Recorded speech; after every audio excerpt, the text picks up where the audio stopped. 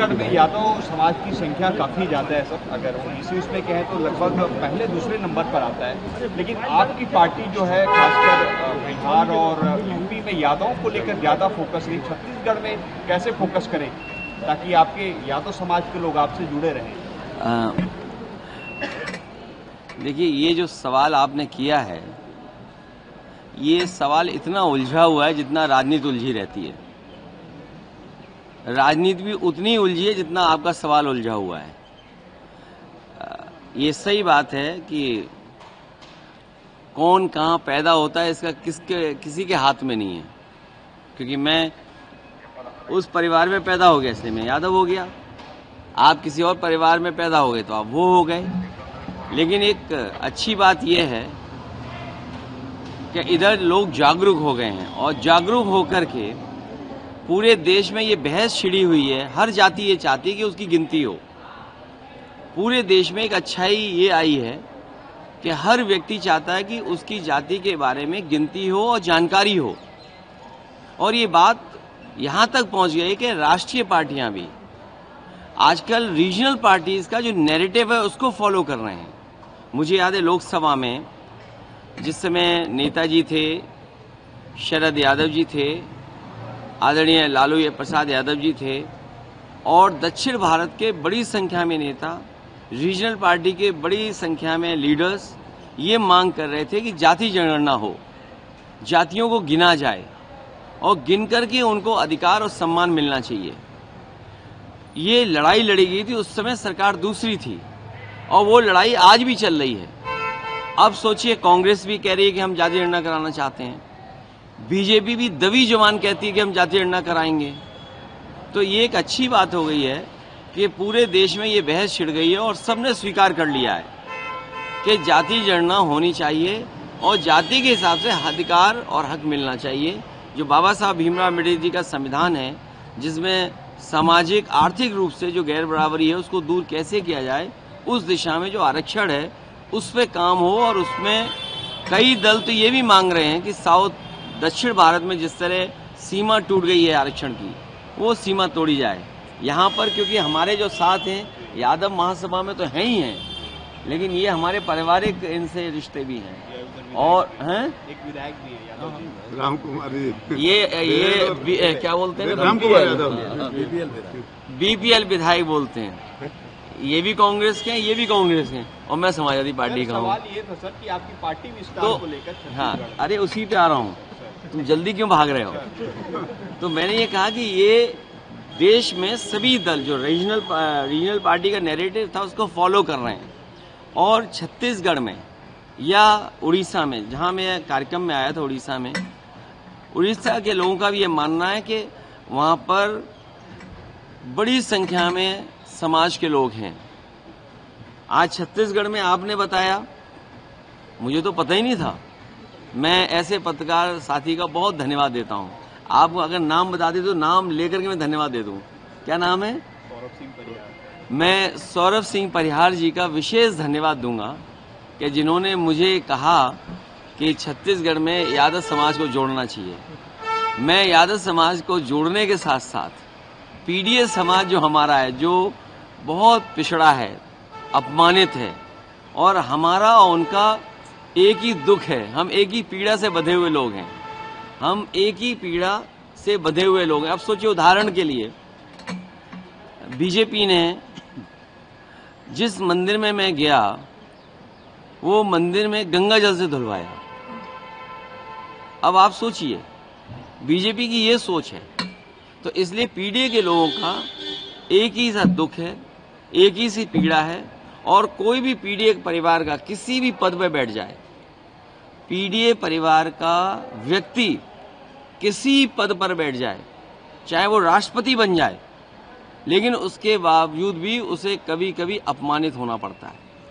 इसलिए जो जाति का सवाल है, कास्ट सेंसस, हम उसके पक्ष में हैं। हमारा मानना है कि जिस समय सामाजिक न्याय और सामाजिक न्याय के राज की स्थापना हो जाएगी, बाबा साहब भीमराव अम्बेडकर जी के सपनों को पूरा करने के लिए बाबा साहब के साथ साथ डॉक्टर राम मनोहर लोहिया का सपना पूरा हो, और बहुत सारे ऐसे आपके प्रदेश में भी समाजवादी आंदोलन के नेता जुड़े रहे, आदिवासी समाज के नेता जो इस आंदोलन से जुड़े रहे, उनकी यही ख्वाहिश थी कि सामाजिक न्याय मिले, हम बराबरी पर पहुंचे, और हमें उम्मीद है आने वाले समय में हम लोग उस लड़ाई को और आगे बढ़ाएंगे। सर, ये डबल इंजन की सरकार है यहाँ छत्तीसगढ़ में, भारतीय जनता पार्टी बार बार बातें निकल कर आती है कि रिमोट कंट्रोल की सरकार चल रही है, कुछ रिमोट कंट्रोल आपको नजर आता है क्या? ये जब से वाईफाई आ गया है, वाईफाई टेक्नोलॉजी वायरलेस है, तो रिमोट होना स्वाभाविक है, क्योंकि यहाँ पर धन दौलत बहुत है, और जहाँ लाभ की जगह होगी लाभ, वहाँ बीजेपी हमेशा एक रिमोट रखती है अपने पास। लाभ की जगह पर रिमोट बीजेपी रखती है। अभी मैं बगल के प्रदेश में गया था, वहाँ भी डबल इंजन की सरकार है। वहाँ गांजा और शराब पकड़ी गई, तो एक इंजन गांजा सप्लाई कर रहा है, एक इंजन शराब सप्लाई कर रहा है, तो ये डबल इंजन है। नहीं, इसके बगल का प्रदेश, बगल के प्रदेश की खबर थी अखबार में, और हमारे तो डेली गांजा पकड़ा जाता है। कोई दिन उत्तर प्रदेश में नहीं जाता है जिस दिन गांजा ना पकड़ा जाए। अब बताइए, उत्तर प्रदेश में डबल इंजन है, गांजा कहाँ से आ रहा पता नहीं लग रहा। हम खुद सोच रहे हैं गांजा आ कहाँ से रहा है। सर, यहाँ भी डबल इंजन की सरकार है, यहाँ कुछ आपको लगता है कि सप्लाई हो रही है एक इंजन में? नहीं, वो अभी मैंने अखबार ठीक से पढ़ा नहीं। मैं अब छत्तीसगढ़ की न्यूज फॉलो करूंगा और उसके बाद आपको विस्तार से जानकारी दिया करूंगा।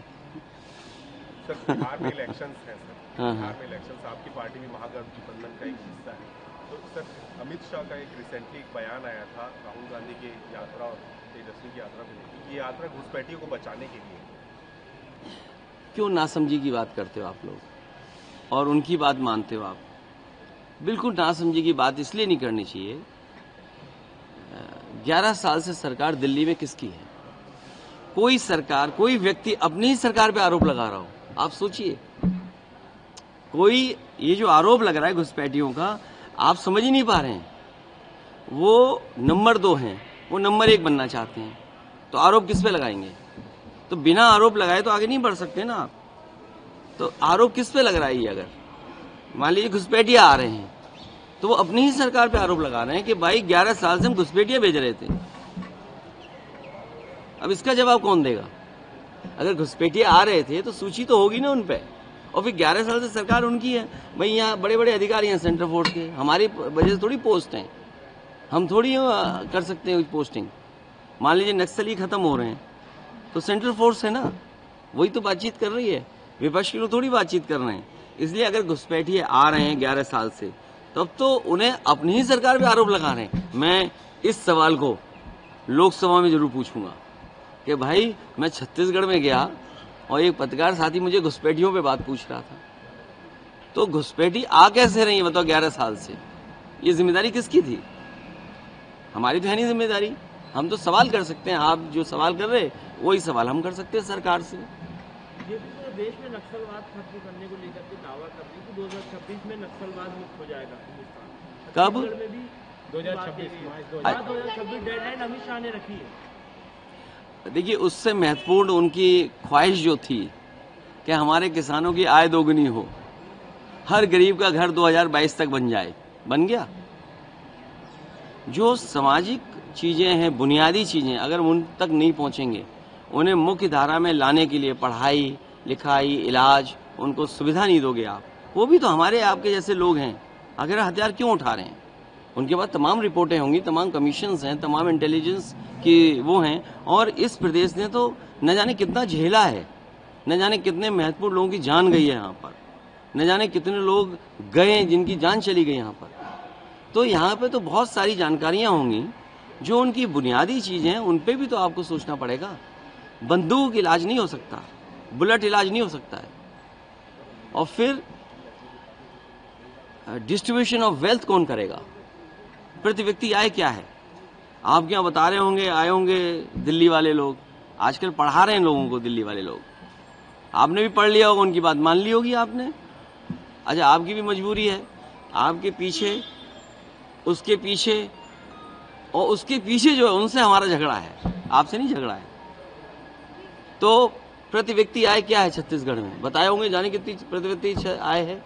आप मुझे ये बताइए, जिन व्यक्तियों को राशन मिल रहा होगा, उन लोगों की प्रति व्यक्ति आय क्या है जो राशन पा रहे हैं छत्तीसगढ़ में। ये सब दिखा रहे हो? नहीं दिखा रहे हो, सब कैमरे बंद हैं। राज्य सरकार पर निजीकरण को लेकर प्रति व्यक्ति आय जो है, जो राशन प्राप्त कर रहे हैं, उनकी प्रति व्यक्ति आय क्या है? और फिर महंगाई, डीजल पेट्रोल कहाँ पहुंच गया? बताइए, डीजल पेट्रोल कहाँ पहुंच गया?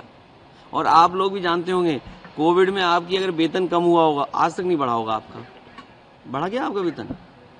कोविड में जो कम हुआ वो बढ़ गया आपका? ये मुस्कुराहट बता रही है कि नहीं बढ़ा।